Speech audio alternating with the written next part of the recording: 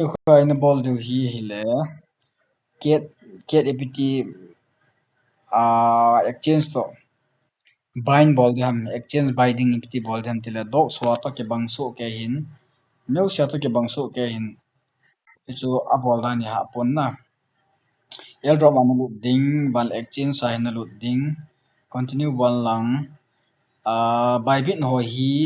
ayang hi na ball thei bit get na na ball thei chu chu nang ma choice sei tai o by bit na ball nom hon yes na ball la I have it na ball le chu hitan bit get na hi ball te bit get na he mon anna pi masat no tile anna hon masat no hin na andai bit get na za ku bit get na hi piti ball han deposit ni me lang amala deposit crypto na ball dio bala chahi get si taina tai ma le al symbol po don tan si hin chi na copy dio chlai na paste dio lai na paste dio hin aban le UID ho ya la dam ti ai le back ballin lang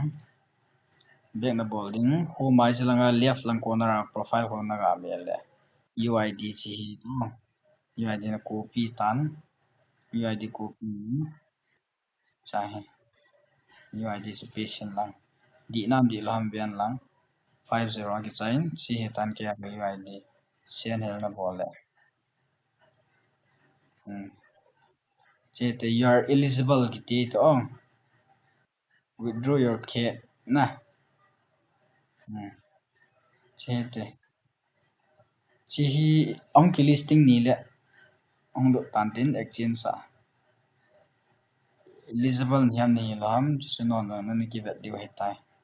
hi chan chui tan tin kyong thom chat bo kan ne sa nga bo kan ni za ka mu da wa ka pa so hin net the na bam crypto alung lut na nei ni hi a hi le